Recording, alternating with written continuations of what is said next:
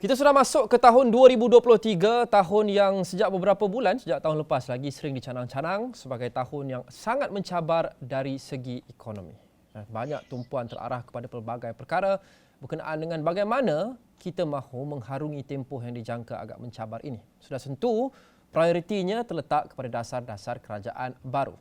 Tapi ada juga faktor-faktor lain yang sering dibincangkan, seperti kadar dasar semalaman atau kadar faedah OPR yang ditentukan oleh Bank Negara yang baru-baru ini banyak menimbulkan perdebatan. Dikatakan walaupun dari segi polisinya mungkin ada justifikasi, tetapi meningkatkan lagi beban keuangan rakyat, meningkatkan lagi inflasi. Bank Negara sudah meningkatkan OPR beberapa kali sepanjang tahun lepas dan dijangka mungkin akan terus melakukan sedemikian tahun ini. Adakah mereka patut berbuat demikian, dan jika tidak, mengapa dan apa alternatifnya? Itu tumpuan dialog 3 penjuru malam ini.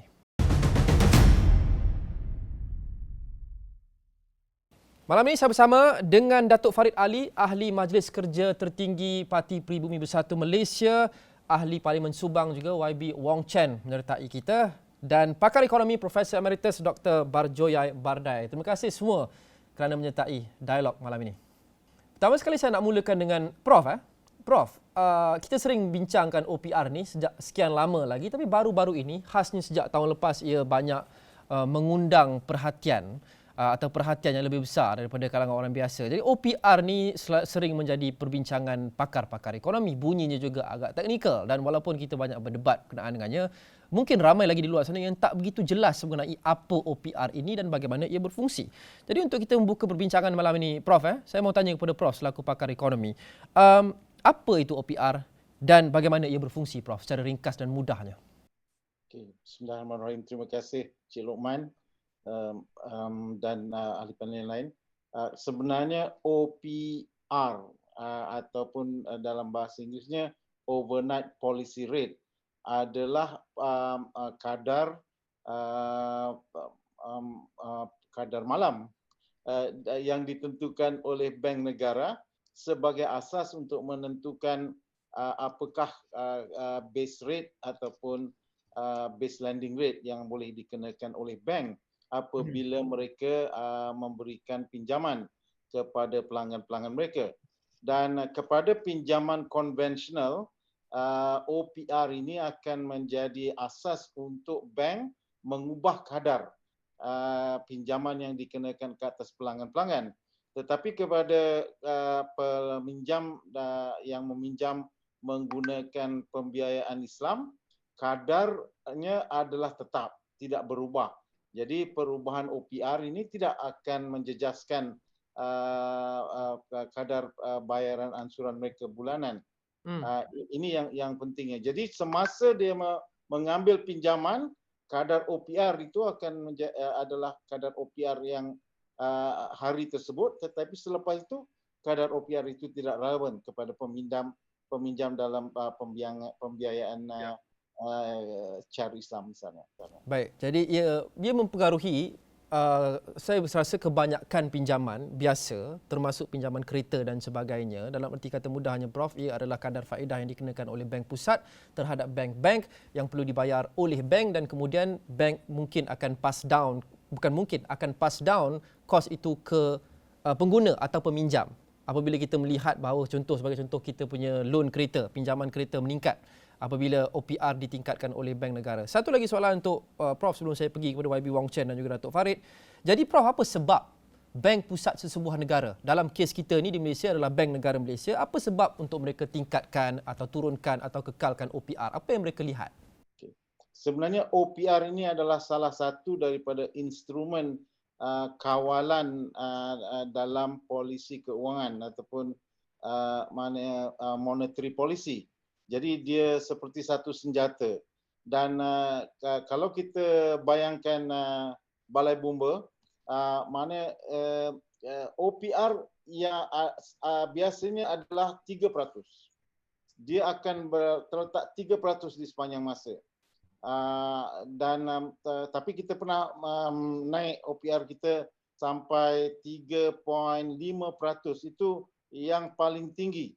Yang paling tinggi pernah berlaku di tahun 2018 begitu.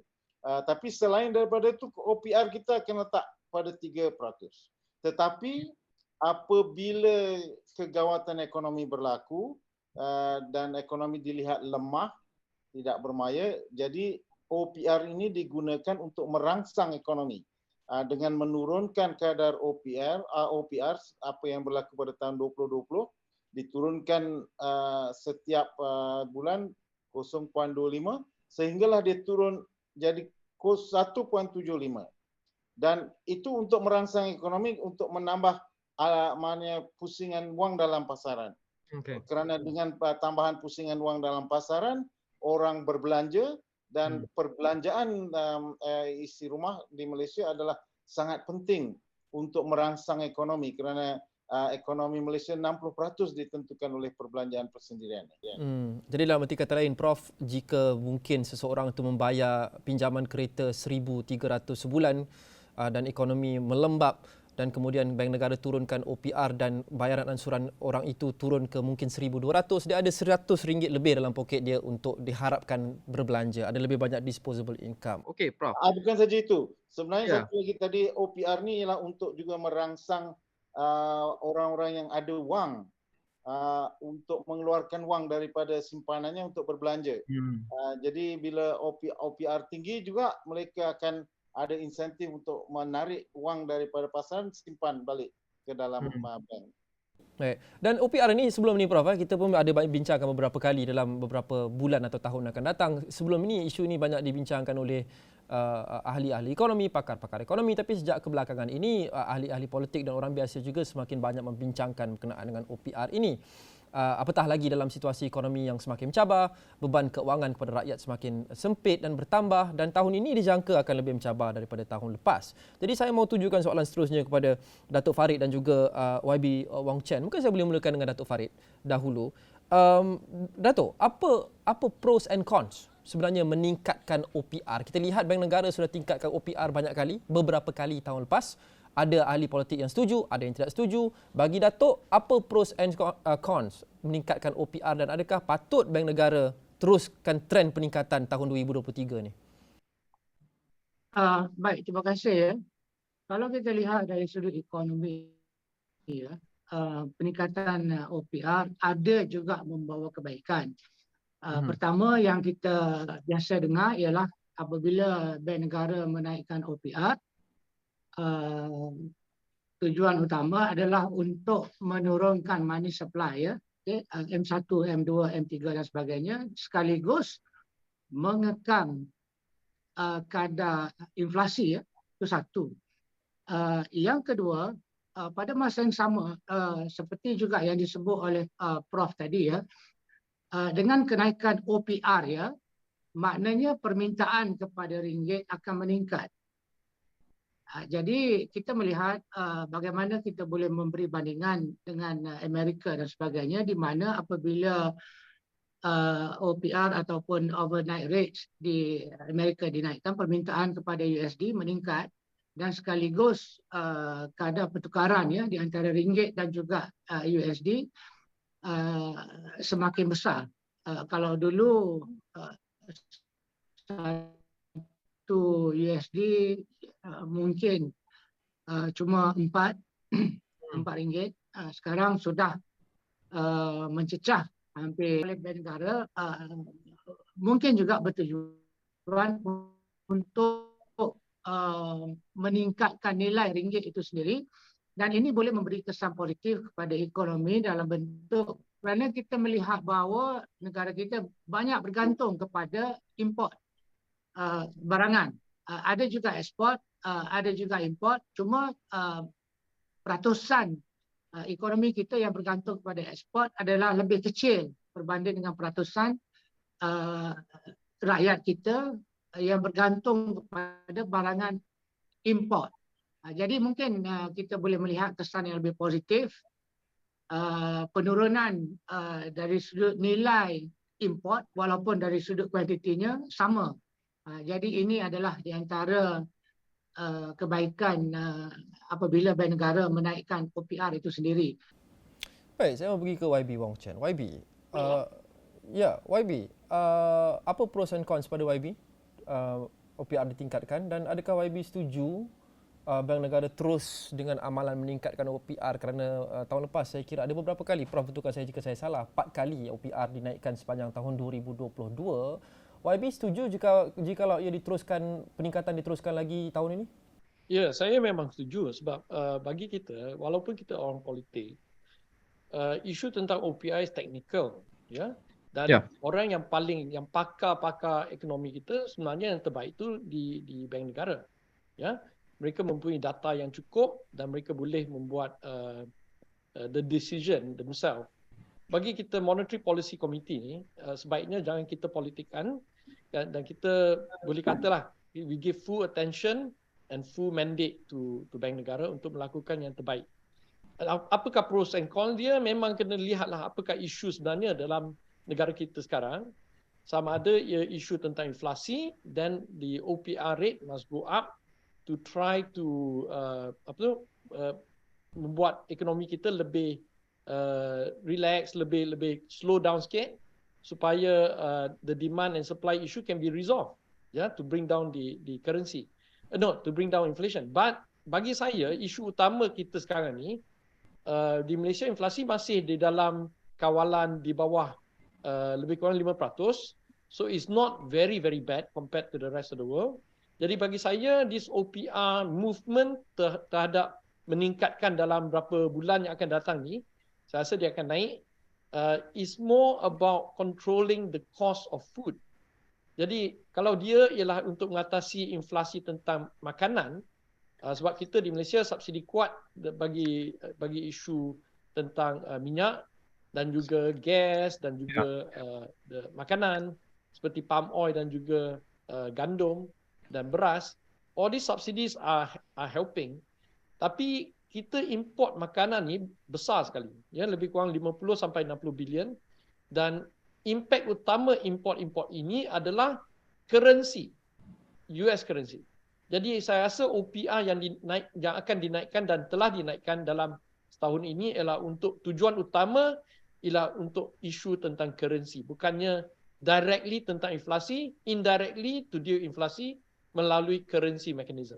Jadi bagi saya, ialah saya harap ahli-ahli parlimen, orang politik, you should talk about OPR, tapi for the decision lebih baik bagi kepada Monetary Policy Committee untuk membuat keputusan yang terbaik untuk negara. Ya, tadi kita bincangkan senario dan ideanya. Ideanya adalah untuk jika OPR diturunkan, ia mungkin akan menyebabkan ada duit lebih kepada orang-orang biasa di luar sana dan berharap mereka akan berbelanja, dan begitu juga sebaliknya, sekiranya inflasi itu terlampau tinggi, peningkatan OPR mungkin akan mengawal sedikit perbelanjaan, dan jika perbelanjaan dikawal, inflasi juga diharapkan akan dapat dikawal. Jadi seperti yang YB sebut tadi, ya, currency itu satu, tapi inflasi juga. OPR sering digunakan sebagai satu alat oleh bank pusat di mana-mana negara untuk mengawal kadar inflasi, kerana sasarannya adalah agar inflasi tidak naik dengan terlampau banyak. Tapi YB, bagaimana dengan orang di luar sana yang mengatakan OPR tetap naik walaupun mungkin bagus dari segi policy, dari segi big picture atau dari segi jangka masa panjangnya? Orang-orang di luar sana yang semakin terhimpit, semakin tertekan keuangan mereka nak berbelanja sebulan-bulan. Bagaimana dengan kami? Bagaimana dengan kami sekiranya OPR naik, kami akan ada lagi sedikit duit dalam poket, kos semakin meningkat. Bagaimana dengan mereka dan bagaimana ini perlu diambil kira dalam bank negara buat keputusan? Okay, bagi saya, Luqman, kita kena lihat data daripada bank negara, ya. Bagi kita tahu employment ataupun unemployment is relatively low compared to the rest of the world. Jadi kita kena lihat daripada konteks global. Jadi bagi saya, kalau kita naikkan OPR with the intention to control inflation that is caused by currency, itu memang policy yang terbaik. If the inflation is caused by other factor in Malaysian terms, ya, seperti kalau kita tak subsidize lagi minyak dan inflasi akan lari naik 7%, 8%, 9%, then the OPR punya alternative is to increase it to slow down the economy. I don't think we're facing high unemployment. We are facing a currency adjustment issue. Jadi bagi saya, apa yang terbaik ialah sekarang, kalau kita naik OPR, pesanan saya terbaiklah pada bank negara ialah naik 0.25 at one go. Jangan naik 0.5 mendadak. Ya? Because you do have an impact. Bila orang yang pinjam banyak, macam beli kereta, beli rumah, dia akan bayar banyak. Tapi untuk golongan B40, kebanyakannya tidak ada loan yang besar-besar. Jadi kenaikan OPR tu memang ada impact. Kalau kerajaan boleh subsidize atau control subsidi, dia impactnya kurang. Apa yang akan berlaku ialah middle class yang akan kena banyak. But if the middle class do not lose employment, maknanya ekonomi kita masih okey. Jangan naik OPR sampai ekonomi kita teruk.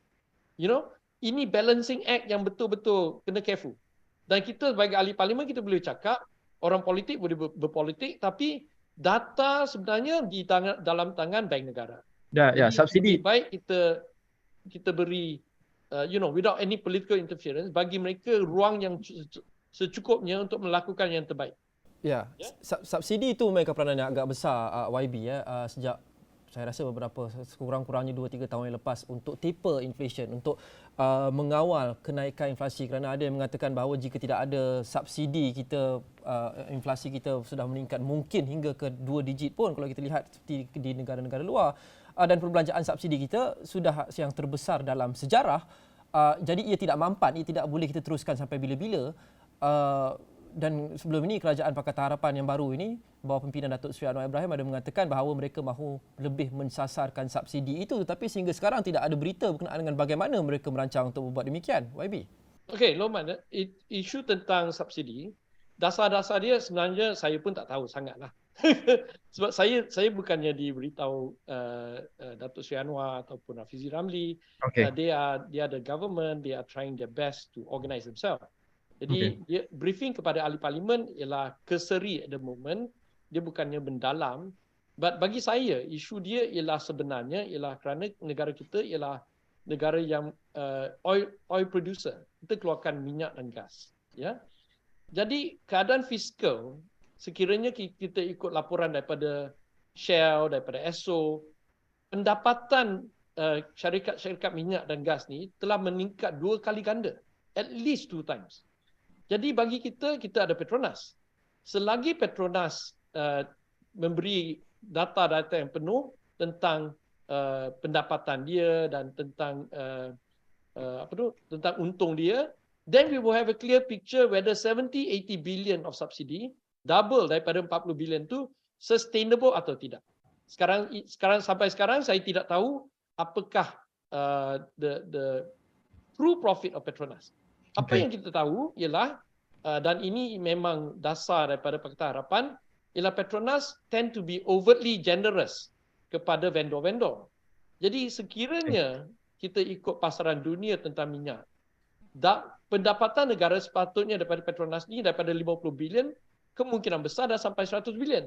Dan kalau kita semak baik-baik, renegotiate some of these overtly generous punya kontrak dengan vendor-vendor Petronas, we can get even up to 150 billion of profit. Dan dalam konteks itu, sekiranya kita lakukan kerja fiskal memastikan Petronas tu memang efisien dan tidak ada isu tentang corruption ataupun overtly generous contract, kita boleh tampung 80 bilion punya subsidi. Ya? So Lokman, is an issue about really not so much about how much we spend, it's more about how much can we get from Petronas. Whether that number is sustainable for 80 billion of subsidy. Okey, YB, sebelum kita lari terlampau jauh topik, kerana itu adalah satu topik lain dan mungkin kita boleh buat satu lagi episod bergerak ke hadapan, tapi kita mungkin kena sentuh juga sedikit. Tapi saya nak berbalik kepada OPR. Saya mau kembali ke Datuk Farid, kemudian pergi semula ke Prof Barjoya. Datuk, jadi adakah Datuk sebentar tadi YB Wong Chen sudah make it clear bahawa beliau menyokong peningkatan OPR oleh Bank Negara Malaysia tahun ini asalkan ia dilakukan dengan bersesuaian dan bersederhana mengikut keadaan ekonomi semasa. Bagaimana dengan Datuk? Adakah Datuk setuju trend peningkatan OPR ini diteruskan oleh Bank Pusat sepanjang tahun ini, dan jika ya, bagaimana dengan mereka yang mengatakan bahawa mereka semakin perlu ikat perut, semakin sedikit wang dalam poket kerana antara lain peningkatan OPR ini? Baik Lokman, terima kasih ya. Saya melihat dari sudut ekonomi jangka panjang dan juga jangka pendek, dua-dua ya. Kita melihat kadar OPR sekarang pada tahap 2.75%. Dan kalau tak salah saya ya, kadar OPR paling tinggi adalah pada tahap 3.5% pada tahun 2006 ya. Kenaikan OPR untuk mengawal inflasi adalah satu monetary policy yang memang secara tradisionalnya memang berkesan. Jadi saya sendiri melihat kedudukan OPR sekarang 2.75%, dan kalau dinaikkan mungkin 25 basis point ataupun 0.25, saya rasa tidak ada masalah. Saya bersetuju dengan langkah tersebut dengan niat dan juga tujuan untuk mengawal inflasi. Tapi haruslah dilakukan dalam bentuk yang di mana kalaulah keperluan itu benar-benar terdesak untuk mengekang inflasi. Okay? Kita juga harus menimbang kedudukan masyarakat dalam B40 ataupun M40 dan sebagainya supaya impak ekonomi kepada mereka tidaklah terlalu besar. Okay? Jadi kalau kita lihat dari sudut jangka panjang, yes, saya setuju kenaikan OPR. Tapi haruslah pada kadar dan juga tahap yang paling minima untuk mengawal inflasi tersebut. Dan kita juga harus faham bahawa apabila kadar inflasi telah meningkat dengan begitu tinggi, kenaikan OPR untuk mengekang inflasi pada satu tahap tidak lagi akan menjadi berkesan. Contohnya apa yang berlaku di Turki ataupun Turkiye. Turkiye kita melihat kadar inflasi sangat-sangat tinggi dan kadar OPR sangat-sangat tinggi. Jadi dia akan sampai pada satu tahap di mana walaupun OPR dinaikkan, kadar inflasi tidak dapat diturunkan. Jadi ini satu situasi yang agak sulit. Negara kita alhamdulillah masih lagi terkawal. Jadi kita memberi penuh keyakinan pada Bank Negara, pakar-pakar ekonomi kita untuk membuat balancing act seperti yang saya sebutkan tadi supaya inflasi terkawal dan pada masa yang sama kelestarian ekonomi rakyat kita masih lagi terjaga. Ya. Menarik apa yang Datuk sebut sebentar tadi bahawa menggunakan peningkatan OPR ataupun penurunan OPR untuk mengawal inflasi itu adalah satu cara tradisional, itu memang betul, dan menarik seperti kita lihat di negara-negara seperti di Turki di mana jika inflasi itu sudah naik terlampau tinggi melebihi atau melampaui menjangkaui kawalan, menggunakan OPR saja sudah pun tidak cukup. Prof Barjoyai, kita lihat Bank Negara tingkatkan inflasi 4 kali sepanjang tahun 2022. Tapi inflasi secara konsistennya meningkat. Sekurang-kurangnya kalau kita lihat core inflation, inflasi asas dalam perbandingan bulan ke bulan, ia meningkat dengan agak konsisten. Bukan harga barang meningkat, itu sebenarnya inflasi. Inflasi adalah harga barang meningkat. Tapi peratusan harga barang itu meningkat. Inflasi itu meningkat secara konsisten. Sekurang-kurangnya kalau kita lihat core inflation sejak dalam perbandingan bulan ke bulan sepanjang tahun 2022. Jadi meningkatkan OPR ini, adakah ia berkesan lagi untuk sebenarnya taper atau mengawal inflasi? Terima kasih Cik Loman. Sebenarnya kita perlu faham konsep OPR ni. Kita kata OPR ni sepatutnya station at 3% pada sepanjang masa. Tapi bila diperlukan dia diturunkan. Jadi akhir tahun 2019 diturunkan tiap-tiap bulan 0.25. Sehinggalah dia menjadi 1.75. 2 tahun dibiarkan 1.75 untuk merangsang ekonomi. Selepas itu dia naikkan 0.25 balik. Maknanya setiap bulan untuk balik ke stesen asal.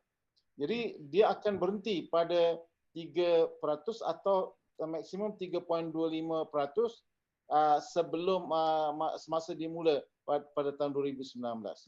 Jadi dan kita perlu faham bahawa dalam ekonomi ini ekonomi adalah sign kelakuan ataupun behavioral sign, dan kita lihat gelagat pengguna ni apabila OPR turun, responnya cepat. Bila dia turun, semua orang berbelanja. Tapi bila OPR meningkat, kesannya lambat. Sebab semua orang masih ada tabiat lama untuk terus berbelanja. Lambat itu lambat mana, Prof? Kerana sudah sepanjang setahun mungkin kita tak nampak kesan, jadi lama mana lagi kita perlu tunggu? Saya rasa dijangkakan pada mulai bulan Jun tahun 2023, kadar inflasi kita akan turun dengan banyak. Kadar mata wang juga akan meningkat. Dan pada masa itu kadar pertumbuhan ekonomi juga akan meningkat. Suku tahun pertama dan kedua adalah masa susah. Kita akan tengok kadar pertumbuhan di suku tahun pertama ini akan menurun dengan banyak, kurang daripada 4%. Ini kerana pengguna mengambil masa untuk mengubah tabiat berbelanja. Kalau kita tengok, pengguna di Malaysia ni berbelanja mengubah tabiat yang besar, berbelanja dengan makan di luar, membeli makanan dari luar. Itulah dua punca peningkatan inflasi yang besar. Dan sekarang ini tabiat itu sudah menjadi satu budaya. Dah susah pula nak tarik balik ni. Jadi selagi dia ada kat situ, kadar inflasi ini akan meningkat. Dan lagi satu, kita mengimport lebih 65 bilion barang makanan. Dan apabila kadar inflasi di luar meningkat, the imported inflation itu akan menjejaskan kadar inflasi dalam negara. Jadi semua ni akan mengambil peranan di dalam ni, sehingga kan adalah susah untuk kita sebenarnya nak menangani inflasi hanya dengan meningkatkan OPR. Ya. Jadi ironinya adalah OPR digunakan untuk mengawal inflasi atau kenaikan harga barang, tapi peningkatan OPR untuk kawal harga barang itu akan membuatkan rakyat berbelanja dengan lebih berhemat dan mereka merasakan semua lebih mahal dan mereka perlu kurang berbelanja. Sekurang-kurangnya itulah matlamat yang ingin dicapai oleh Bank Negara Malaysia. Jadi itulah ironinya, Prof. Betul. Ya, mana sepatutnya pengguna akan kurang berbelanja, tapi kita tidak mahu pengguna untuk menarik semua wang simpanan dan duduk di rumah tidak berbelanja. Kalau itu berlaku, kadar pertumbuhan kita akan mengecut dengan serta-merta. Ini yang sedang berlaku sekarang ini. Kadar pertumbuhan kita mengecut di suku tahun pertama ini.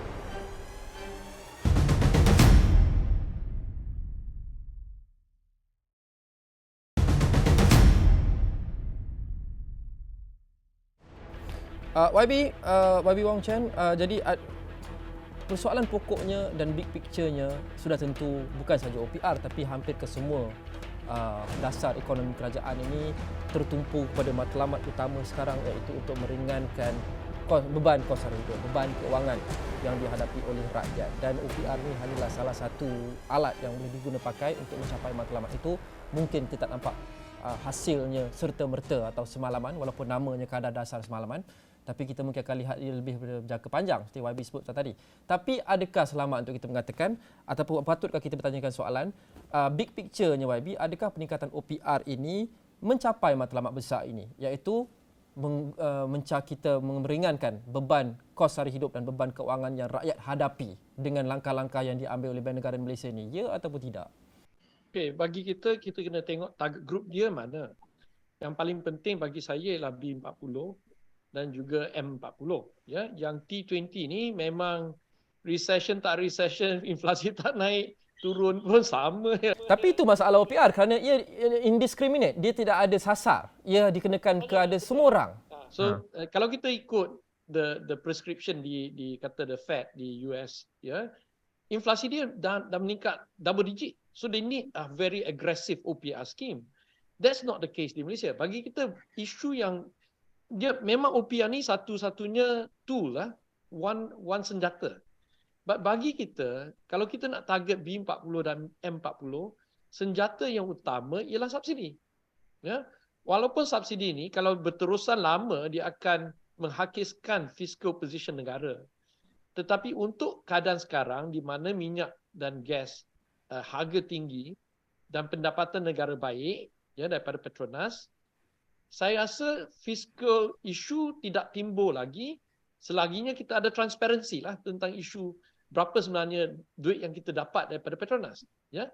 So bagi saya, the big picture is let's defend B40, M40 dan cara terbaik subsidi. OPR should be a secondary tool to manipulate ataupun to encourage the savings and also currency from leaving Malaysia pergi ke Singapura, pergi ke Amerika. That is more dangerous sebab kita import 50-65 bilion makanan. Jadi isu tentang inflation untuk makanan paling penting dan paling utama untuk B40 dan ada impactnya kepada M40 yang suka makan spaghetti. Suka beli benda-benda Australia, beef steak, you know, that kind of thing. Jadi, I think the big picture is, I don't think we're at a critical position today, Lokman. Ya, memang ekonomi kita memang slow. But that is sebab kita export nation. Ya, dalam bulan last quarter, especially dalam bulan Oktober kita dah lihat slowing down memang. But that is also due to many other factors. Ya, kalau kita talk about OPR for the sake of inflation, it is still okay bagi saya lah. Saya faham semua poin YB dan juga Datuk dan juga Prof dan rata-ratanya saya lihat setakat kita perbincangan kita ini semuanya setuju Bank Negara perlu tingkatkan OPR sepanjang tahun ini. Tetapi YB, adakah YB yakin mengatakan kepada penonton di luar sana yang menonton, okey, walaupun anda rasa cengkaman ekonomi, cengkaman keuangan akibat peningkatan OPR ini, just hang on in there kerana it's for your own good for the long run. Are you saying that to the audience who's watching this? Saya sebenarnya bersetuju dengan Prof lah, tapi timeline tu lari sikit. Saya dah tengok report daripada The Economist mengatakan kemungkinan ada satu rebound pada 6 bulan daripada sekarang lah. Ya, middle of this year. There might be a global rebound. But saya rasa dari segi bisnes, sebab ayah saya bisnes, kawan-kawan saya semua bisnes, I think we are preparing for the whole year to be rather damp, rather dampened. So while we hope for the best, kita kena prepare recession yang akan datang ni, global recession ni. Satu perkara, kita kena hang on for a year lah lebih kurang. So my view is this year you have to be careful, don't borrow excessively. Kalau you boleh bayar kereta tu, bayar habis, ya rumah tu memang impossible lah. Okay. But then we have to worry about the slowdown for the automobile sales. We have to worry about slowdown for insurance that goes with it. We have to worry about housing. Developer susah. So negara ni dia balancing act. Jadi we have to focus quickly to see whether developer pemaju-pemaju ni boleh buat kerja lain tak. I heard some of them dah masuk untuk pertanian dah. You know, some have gone up to try farming. Tiba-tiba harga fertilizer naik melambung. Demand overstripping supply. Jadi we have to be very careful and kerajaan kena pantau datanya selalu dan kita lihatlah, bagi saya big picture 1 year. Ya. Bagi peniaga-peniaga, don't have to worry too much, Lokman, sebab peniaga Malaysia ni memang pintar semua cari duit. You know, they're very good. They can take care of themselves. Then it's the government's job to look after the B40, M40. Ya, faham YB. I get your point. Tapi sebenarnya kalau kita bincang berkenaan dengan the data and the facts dan keadaan ekonomi dan sebagainya, memang betul. Tapi kita perlu akui bahawa kepada setengah orang it is easier said than done. Bagi mereka yang mungkin kais pagi makan pagi, yang kerja paycheck to paycheck. Datuk Farid bagaimana? Datuk Farid juga setuju BNM terus meningkatkan OPR sepanjang tahun ini. Adakah Datuk Farid juga mengatakan kepada mereka di luar sana, ya mungkin ini akan menyebabkan anda rasa duit lebih dalam poket anda itu kurang dan anda semakin rasa tertekan, tetapi mungkin hadap sahaja untuk tempoh setahun ini kerana ia adalah untuk kebaikan jangka panjang. Datuk Farid? Ya, saya setuju dengan kenaikan OPR, tetapi ianya haruslah pada tahap dan juga pada speed yang bersesuaian. Ya. Kita tidak boleh terlalu drastik, tidak boleh terlalu tinggi. Ya. Kalaulah kita naik untuk mengekangkan inflasi, setuju. Tapi kita harus ingat juga bahawa sama ada kenaikan OPR itu memberi kesan yang seimbang dengan penurunan inflasi.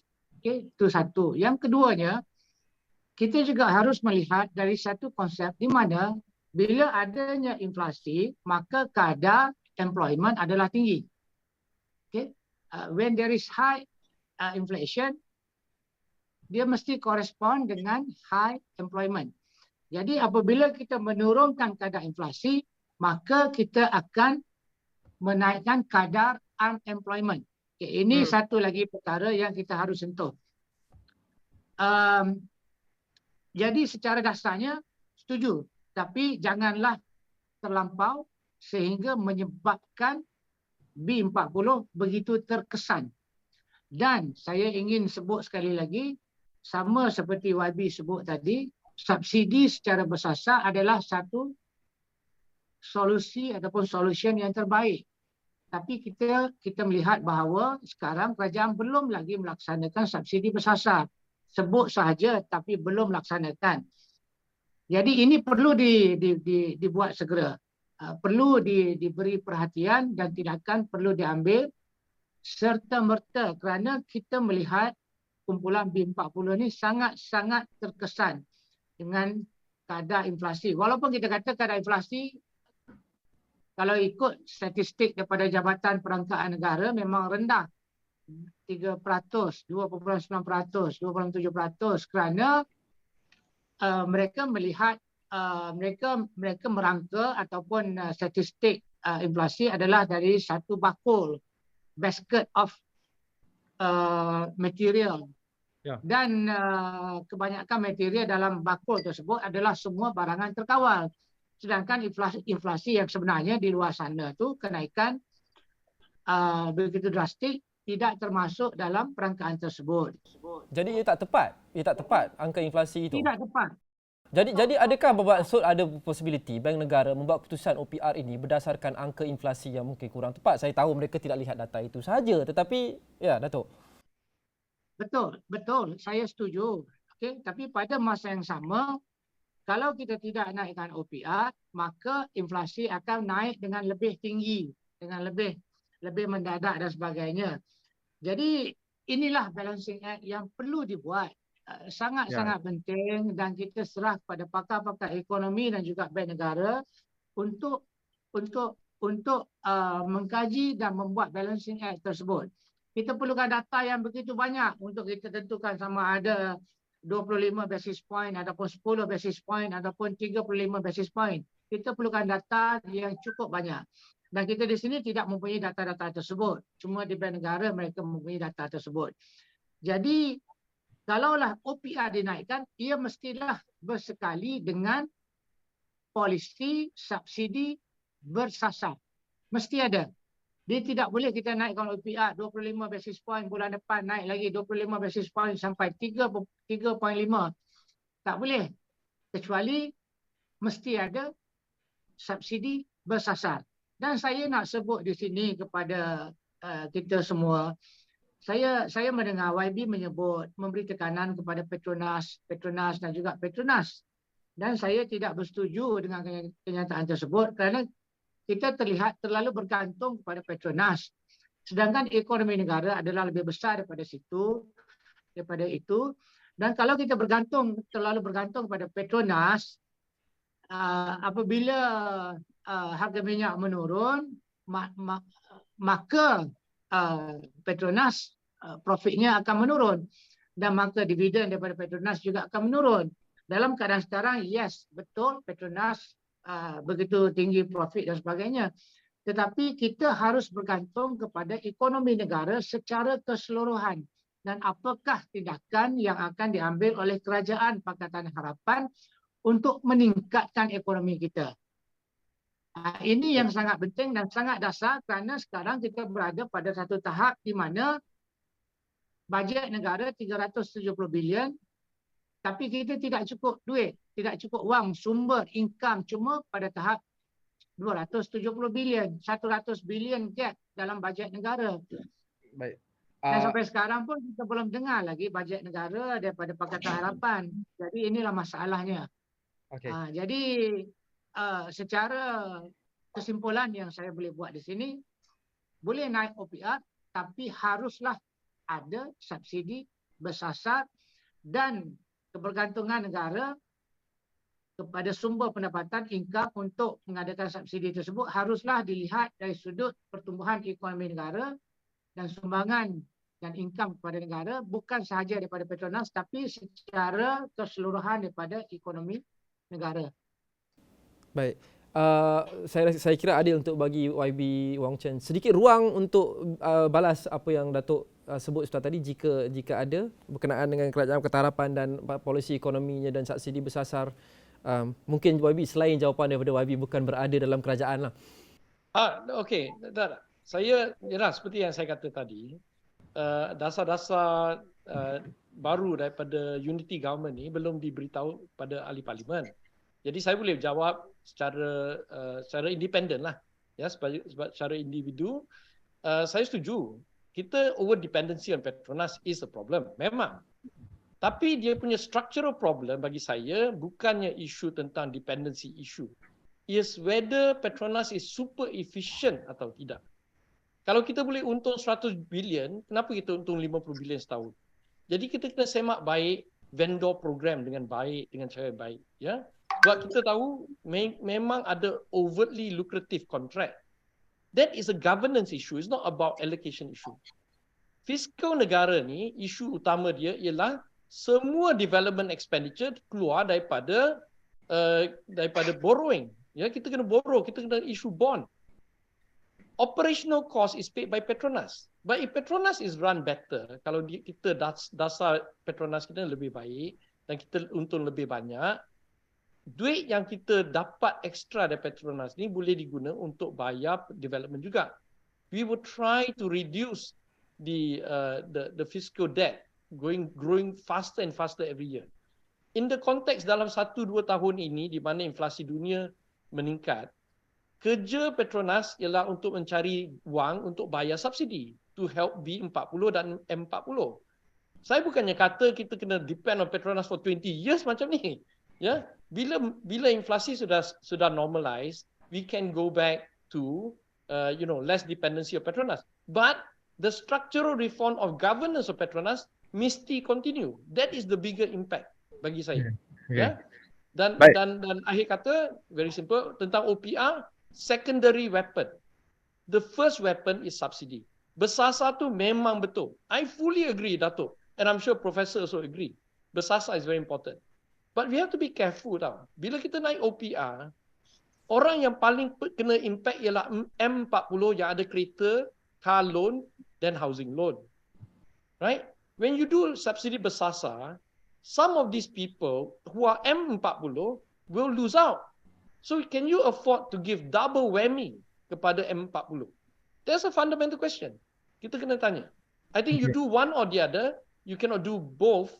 Or you can try to manage lah, cuba sedaya upaya manage a softer landing for all. Yeah. Okay. But there's no issue. The new government must focus on fiscal governance. That's the most important. Kita bercakap berkenaan dengan over dependence, kebergantungan yang terlampau tinggi. Prof, ada bahaya atau tidak juga kerana rata-ratanya semua setuju OPR terus dinaikkan, semua setuju subsidi perlu ada tapi mungkin perlu lebih sasar. Prof, adakah selepas banyak tahun kita memberikan subsidi dan malah meningkat setiap tahun sehingga keparasan terbesar dalam sejarah ini, kita akan ada juga masalah over dependence on subsidi? Kebergantungan yang terlampau tinggi kepada subsidi. Sebagai contoh, kalau saya dah biasa dapat gaji 3,000, komitmen saya mungkin 1,500, tapi lepas tu kalau gaji saya turun kepada 2,000, saya susah nak kurangkan komitmen saya, adjust semula perbelanjaan saya mengikut gaji baru saya, kerana ramai di luar sana memang perlu subsidi. Itu kita tidak menafikan. Tapi long term, maybe even mid term, adakah bahaya kita terlampau biasakan rakyat mendapat subsidi sehingga sampai ke tahap nanti jika ia perlu ditarik, kerajaan tidak mampu lagi, akan menyebabkan penderitaan yang sangat tinggi kepada rakyat kerana mereka sudah biasa dapat subsidi ini. Sekarang tiba-tiba harga semua dah lebih mahal, minyak dan sebagainya. Prof. Okey, terima kasih Cik Roman. Tapi saya nak jawab sikit pasal OPR dulu.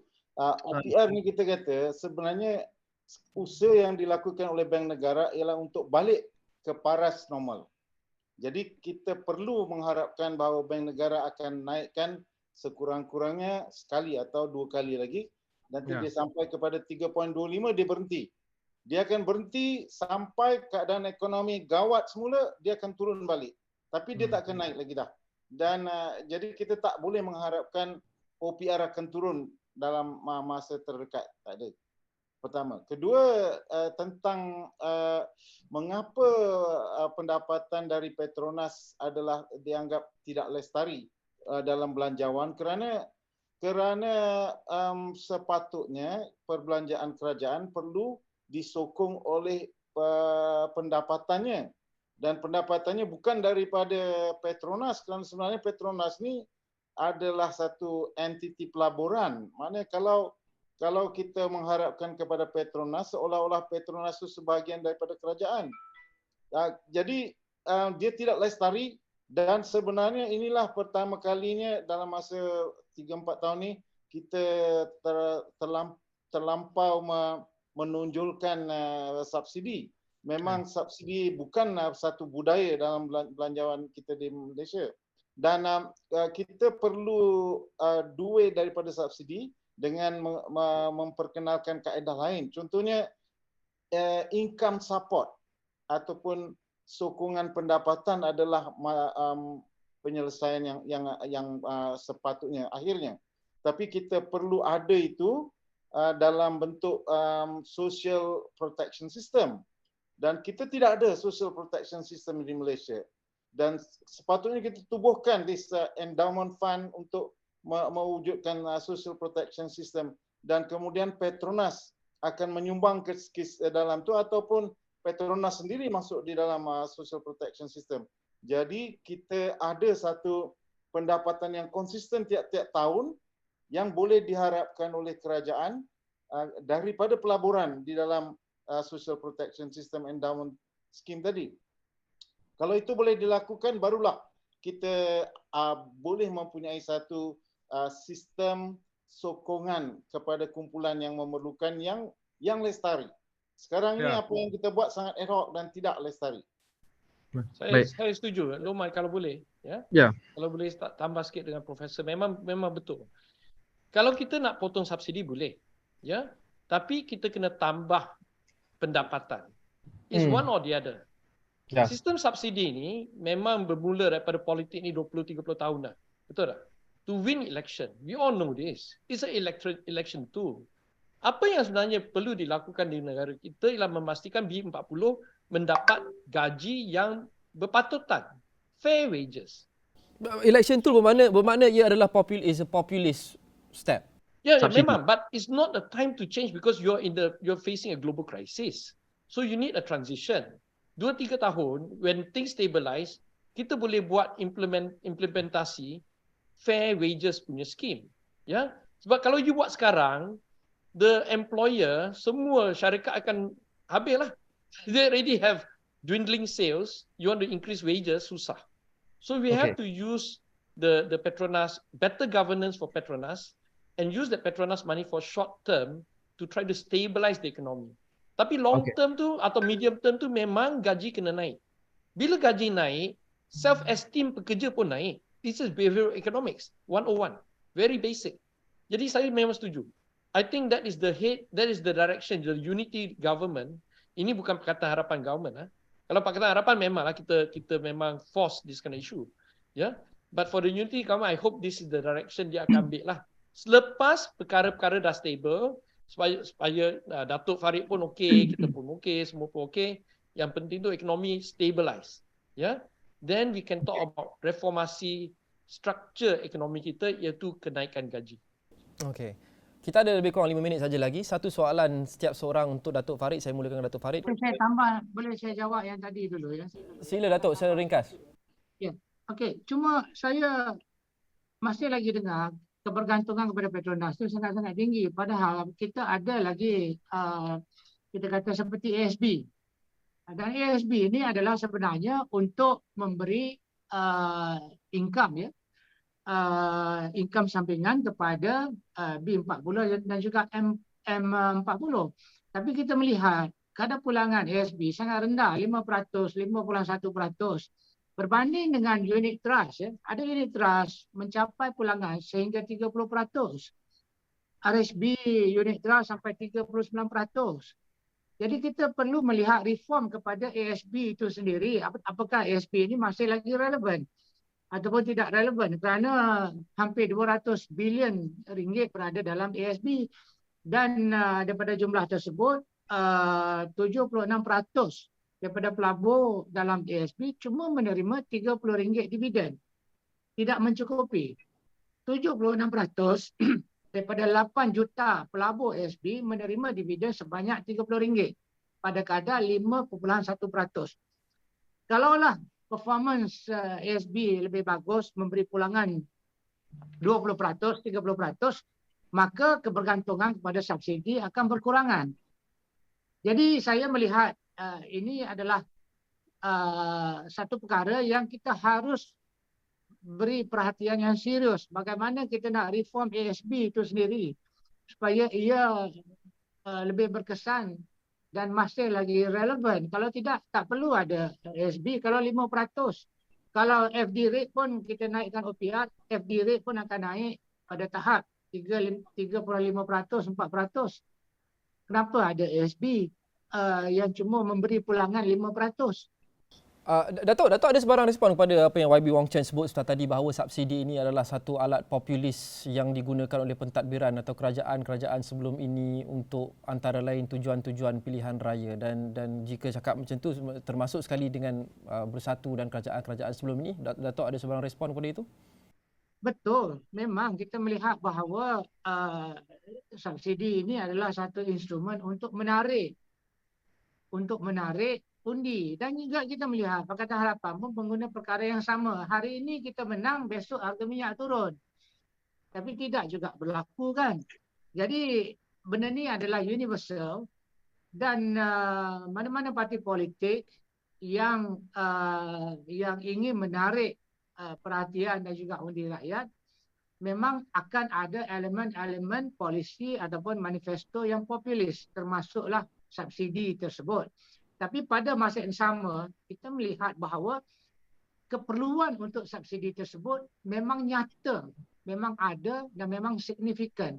Dan ini perlu diberikan kepada rakyat. Cuma bagaimanakah cara yang terbaik untuk kita menyampaikan subsidi tersebut kepada kumpulan dan juga sasaran yang benar-benar memerlukannya.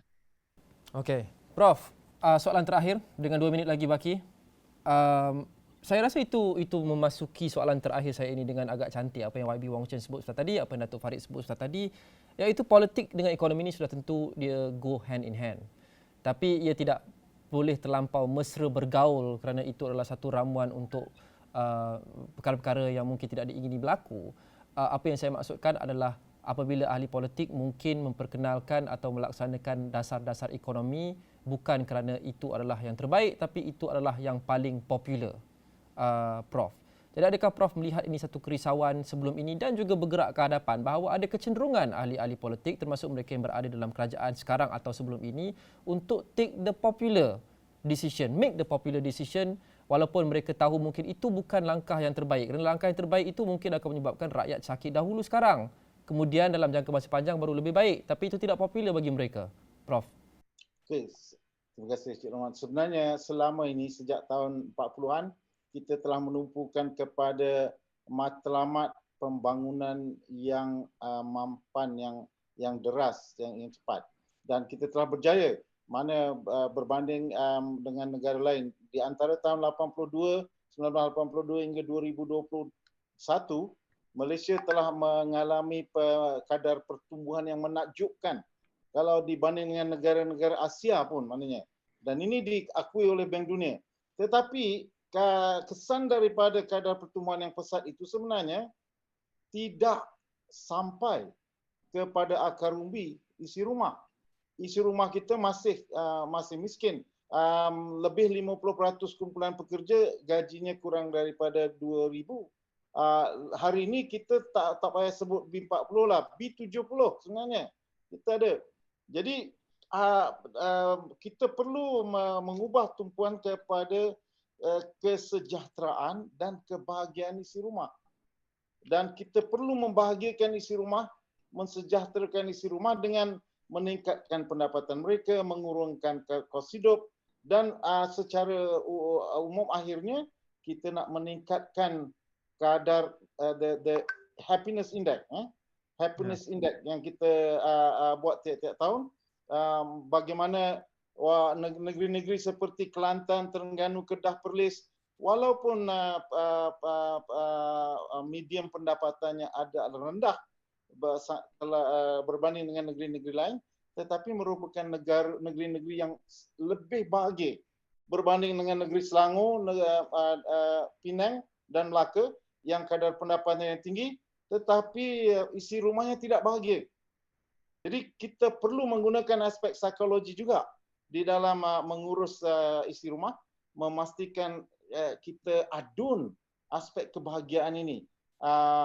Jadi kita boleh mencapainya mungkin setengahnya tanpa memerlukan wang sebenarnya.